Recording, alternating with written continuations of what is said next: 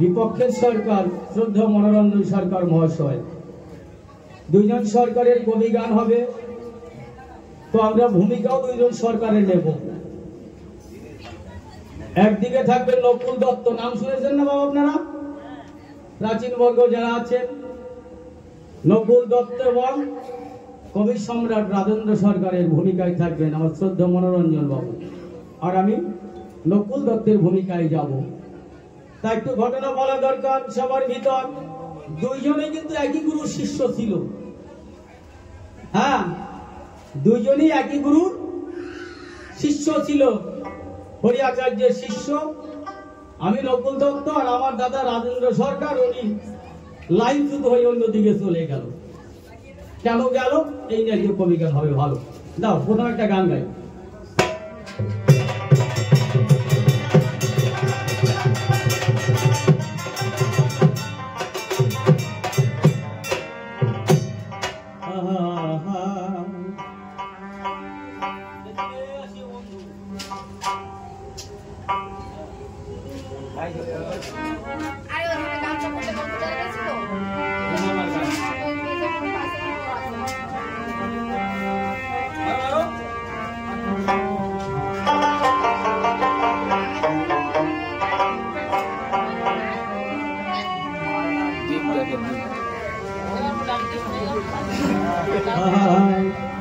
সেদিনে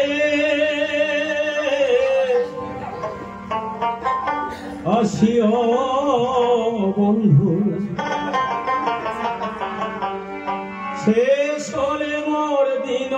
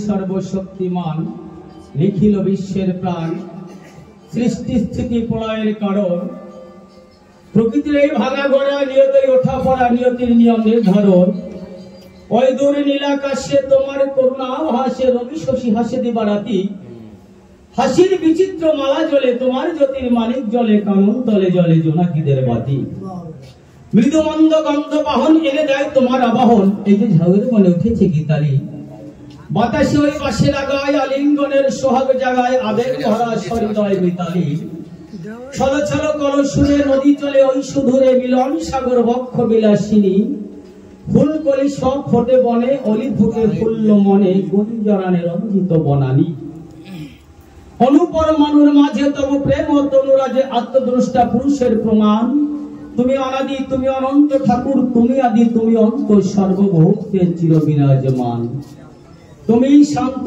তুমি চঞ্চল জীবের জীবনাকান্ত এ জগতের চিরালম্ব ভূমি বিরাট এক অদ্বিতীয় তুলনায় অতুলনীয় তোমার তুলনায় ঠাকুর তুমি কে পারে তোমায় বর্ণে বর্ণিতে হারু মানে বর্ণে স্বর্ণ বর্ণে তোমার প্রীতি ঝরে ওই যে গাছের পাতায় যত লেখা লেখা নাই সব দয়াল নাম লেখা একবার দেখার মতো আঁখি দিও মরে বিশ্ব বিজয় ভাবুক কবি চোখে আঁকা স্বর্ণ ছবি বিশ্বকবি রবীন্দ্রনাথ জানি সব লোকে তাকে বলে যে না পরে স্কুল কলেজে এনে দিলেন সেই অমর লোকের বাড়ি পরে মন্দির পরমেশ যার গুণ বর্ণিয়া শেষ এই বেদেও করতে নারে স্মরণ নিলে যার পায়ে বাধা বিপদ দূরে যায় আমি প্রণাম করি তারে বারে বারে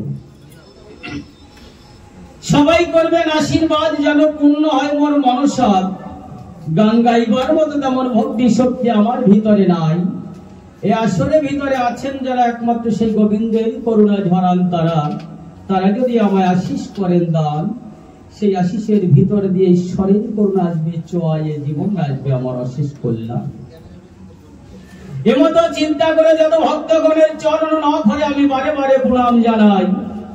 সকলের আশীর্বাদ পেলে যদি একটু ভক্তি আসে আমার দিলে, তাই নিয়ে সামান্য কিঞ্চিত গাই।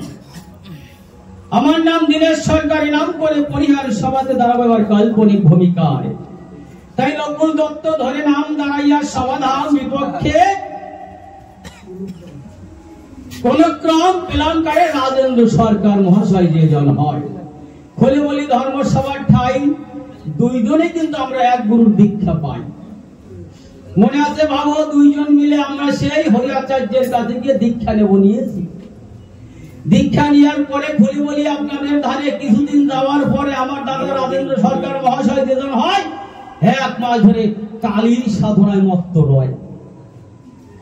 আমার গুরুদেব কিন্তু কালী সাধনা করতো না, হ্যাঁ, বিষ্ণুপ্রিয়ার মত ছিল, গৌর বিষ্ণুপ্রিয়ার মতে আমরা দীক্ষিত হয়েছিলাম দু ভাই, আমি আর আমার দাদা রাজেন্দ্র সরকার মহাশয়। খোলে বলি আপনাদের ধারে তার 1 মাস পরে ওই কালীর সাধনা করে। কালীর সাধনায় উত্তীর্ণ হওয়ার পরে খোলে বলি আপনাদের গোচরে মারে আবার তিনি আর একটা নতুন মতে সত্য ধর্মে দীক্ষিত হয়। গুরুনাথ সেনের সত্য ধর্ম হয়, সেখানে আবার উনি চলে যায়। সবার মধ্যে ভুলে বলা ভালো, সেখানে তাদের মন টিকলো না, হয়ে গেল মন এলো মেলো। ওখান থেকে আবার চললো ধীরে কোথায় ওরা কান্দির গায়। এই আমার দাদা রাজেন্দ্র সরকার যেজন হয়। তাহলে প্রথমে বিষ্ণু দাদা বিষ্ণুপ্রিয়ার মত, গৌর বিষ্ণুপ্রিয়ার মতে ছিল, আপনাদের জানা আছে ভালো। তারপরে গুরুনাথ সেনের দলে ওইখানে মন হয়ে গেল এলে মন, ওখানে গেলে মন নয়, তখন ওরা কান্দি দিয়ে আবার মন ধায়। আবার কালীর সাধনা করতে আমার দাদা। তাই মনে আছে ভাবো, আমি নকুল দত্ত এইখানটা আমার দাদারে প্রশ্ন দেবো, দাদা তুমি আমার কথা নিও। আমরা দুইজনে মিলে এক গুরুর দীক্ষিত হয়েছিলাম, আমার ধারে কি অভাব পেলে তুমি আমার গুরুদেবের ধারে, যার জন্য আমার গুরুদেবকে ত্যাগ করে খুলে বলে তোমার ধারে কালী সাধনায় মত্ত হই। কালী সাধনায় মত্ত হওয়ার পরে খুলে বলি তোমার ধারে, তাতে তোমার মনে শান্তি হয় নাই। ওখান থেকে তুমি চলে গেলে কোথায় না, গুরুনাথ ছিলেন সত্য ধর্মের গায়, সত্য ধর্মের উপাসনা করতেছিল আমার এই দাদাই। ওখানেও থাকতে পারে নাই। খুলে বলি আপনাদের গোচরে ওখান থেকে ধাওয়া করে ওরা কান্দির পরে। তাহলে দাদা তুমি আমার কথা নিয়ে এমন কি জিনিস পেয়ে তুমি গেলে ওরা কান্দি ধে, এই ওরা কান্দি গিয়ে তুমি কি ধন পেলে, যে ধন আমার গুরুদেব দেয় নাই, সত্য ধর্মে পায় নাই, হ্যাঁ, এমন কি ধন পেলে খুলে বলো সবাই স্থলে, এমন কি তুমি নতুন পেলে। আমিও নকুল দত্ত দাদার কথায় হয়ে মত আমি লীলামৃত খানা পাঠ করি, লীলামৃত দেখতে পাই, তার কোষায় লিখেছেন তাই যে যুগে যুগে অবতার হরণ করতে ধরার হার কতবার কতজন এই জগতে এলো, তাহলে হরিচাঁদ পুনর্বার কেন হইল অবতার, নতুন করে এই মানুষকে কি দিল, তার কোষায় লেখা না ভালো। যুগে যুগে অবতার হরণ করতে ধরার ভার, প্রত্যেকটা যুগে 4টা যুগ, 70 কেতা দাপট করি আপনাদের সঙ্গীত আমি খুলে বলে 4 যুগে 4 জন অবতার বা ভগবান আমরা পাই। সত্যে শ্রী হরিতে তাই রাম, দাপরে শ্রীকৃষ্ণ নবঘন শ্যাম, কলিতে গৌর হরি, নিজে ভক্ত বেশ ধারণ করে নিজে বিলাই সেই নিজে হরির নাম। তাহলে সত্য কেতা দাপট করি আপনাদের সম্মুখে আমি খুলে বলি 4 জন ভগবান আমরা পেলাম। তাহলে এখানে কি বলছে, যুগে যুগে অবতার হরণ করতে ধরার ভার, কতবার কতজন এই জগতে এলো, তাহলে হরিচাঁদ পুনর্বার কেন হলো অবতার, নতুন নতুন করে এই মানুষকে কি দিল। ও দাদা তুমি আমার কথা নিও, একটু এই ব্যাখ্যাটা ভালো করে সবার মধ্যে আমার বুঝাইয়ে দিও। হরিচাঁদ ঠাকুর নতুন কি দিল, যা কোন ভগবান কোন অবতার কোন যুগে দেয় নাই। দাদা পরিষ্কার সবার মধ্যে এই প্রশ্নের জবাব আমি তোমার কাছে চাই। এই নতুন কি দিল, যা কোন ভগবান দেয় নাই, রাম দেয় নাই, কৃষ্ণ দেয় নাই, নাকি ভগবান জগতে কখন আসে, যখন যখন ধর্মের গ্লানি হয়, তাই না?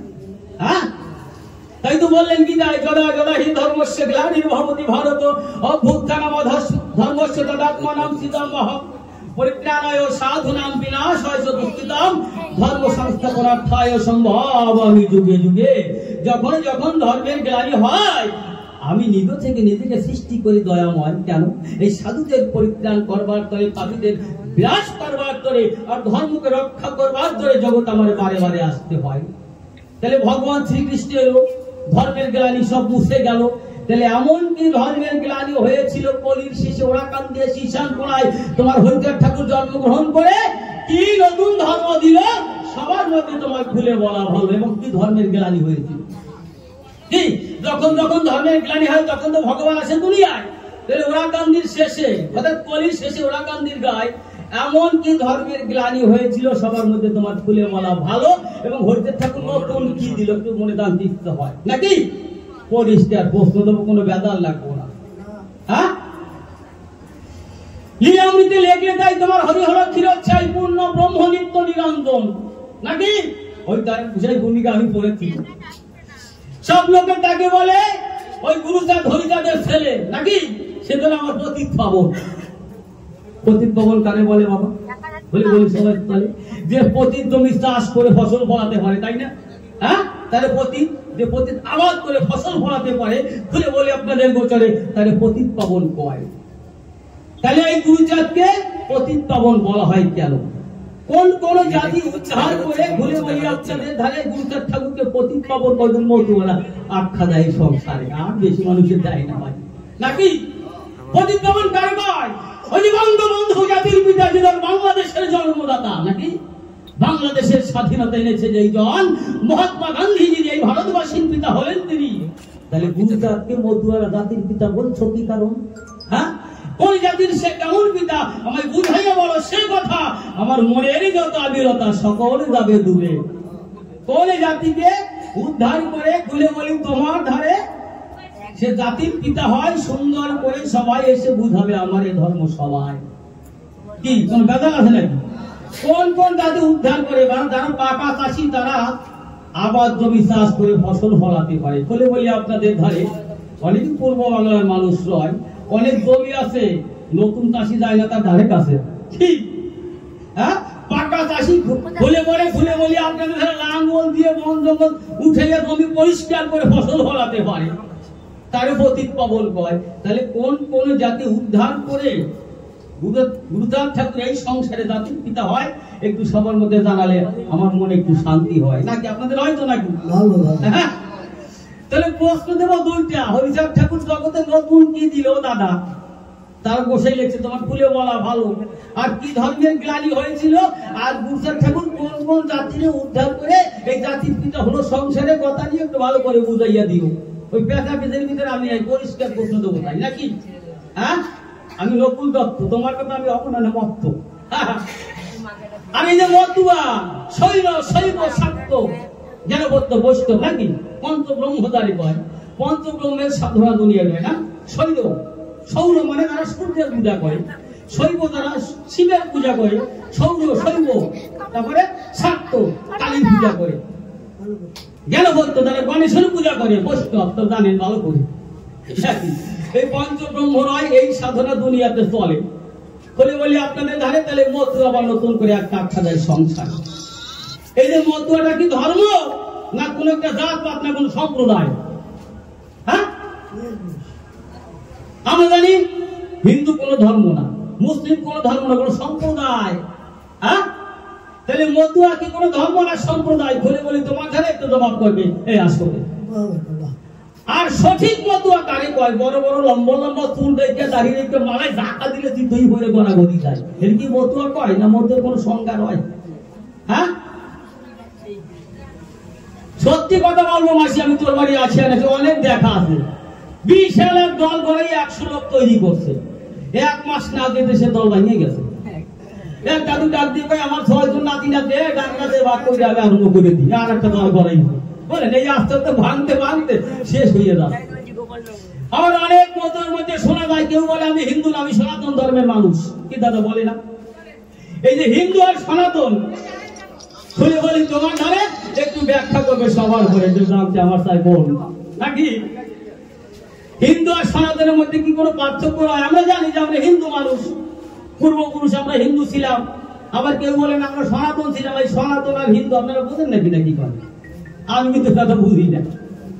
এই হিন্দু আর সনাতনের মধ্যে কোনো ডিফারেন্স বা পার্থক্য আছে কিনা দাদার কথা নিয়ে একটু ভালো করে বুঝাইয়া দিই। ও দাঁড়িয়ে স্কুল গাইতে বেড়াতে ওনাদের বাঁধে বুঝতে আমি কি কব? হরি গুরুচাঁদের কোনোদিন আমি জীবনে দেখিনি গুরুচাঁদের মুখে দাঁড়িয়ে। বলে বলি আপনাদের বরাবরই। হ্যাঁ হরি গুরুচাঁদ না আদর্শটা একটা বেশ ধরছে, তা আমি কব কেন দাদা জবাব দেবেনি নাকি কম। এই যে দাড়ি দেখা, এই মালা টালা লাঠি ফাটি ছোটা, এই তো মনে হয় দুগ্ধ রওনা হচ্ছে ওটা ব্যাপার নাকি কম, রণঙ্গাহী একটা ভাব। হ্যাঁ বৈষ্ণব যারা তাদের আছে একটা ধারা, শান্ত মস্তিষ্কে এই দফে মালা হরে কৃষ্ণ নিশ্চিন্তে করে, কোনো অসুবিধা নেই। এদের থেকে লাফালাফি গুদু গুদু আরম্ভ হয়ে যায়, আমি খারাপ বলবো না, জানতে চাই আর কি কম। হ্যাঁ দাদা কথা নিও, কোন কর্ম করলে পরে দাদা ঘুরে বলি তোমার ধারে এই জগতে খাঁটি মতুয়া হওয়া যায় নাকি? খাঁটি মতুয়া কারে কয়? অনেকে দেখি শীতলা কালী দুর্গা মনসা সব পূজা করে, আবার কয় আমরা মতুয়া। হ্যাঁ ব্রাহ্মণ ঠাকুর লাগাবো না, অনেকে কইয়ে বেড়ায়, অসুবিধা নাই। তাই সঠিক মতুয়া কারে কয় বলে বলে ধর্ম সবাই কথা নিয়ে ভালো করে আমার বুঝাই, একটু জবাব দিয়ে যাইবে। হ্যাঁ দাও গাড়িটা গান গাই, ও দোল লাগবে না আমার, বুঝলে গান দাও দল দাও ভাই।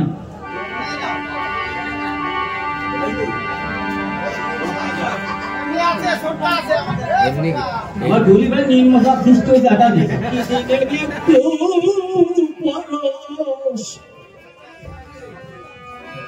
আজ আমার বুকে দোলে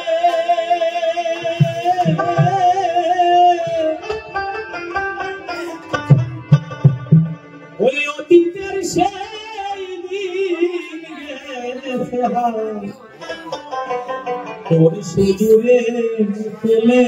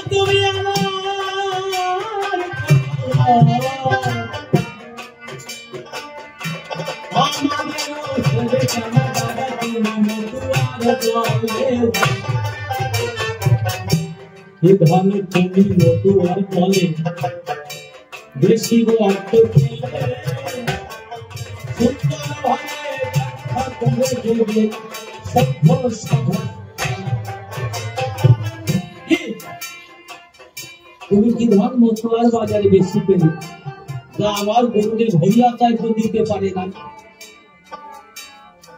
যা তুমি মা কালীর সাধনা করে পাও না। তারপরে সত্য ধর্মে দীক্ষিত হলে নিরাকার ব্রহ্মের সাধনায় সেখানে তোমার মন পেকে নাই। তারপর রাপাল ফেলে তাই তুমি এবার আমার ভালো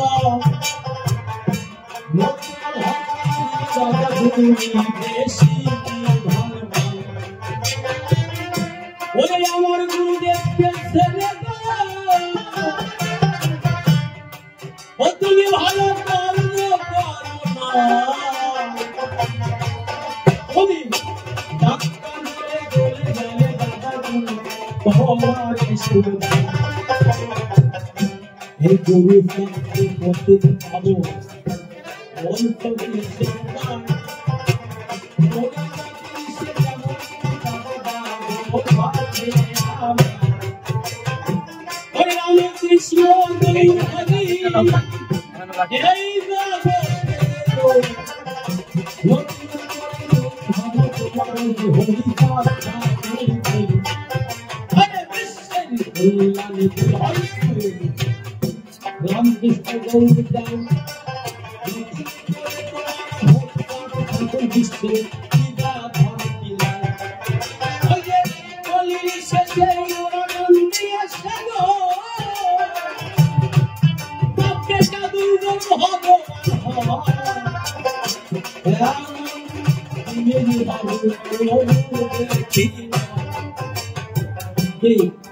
রামের তো ছেলে ছিল নাকি লক্ষ্য সীতা তো ভগবান হয় না, কৃষ্ণের ছেলেরা কেউ ভগবান হয় না, গৌর হয়তো মোনাক্ষারি দেয় নাই, ছেলে মেয়ে নাই নাকি বাবা, তাহলে ভগবানের ছেলে যদি ভগবান হয় নাই নাকি নাকি বাবা, কলা গাছের জন্য কলা গাছ দাঁড়ায় তাই না, হতে পারে ভগবানের পাইতে ভগবান তৈরি হয়ে গেছে। কোন বলে বলল গুরু শান্তি মতুয়ানা ভগবানা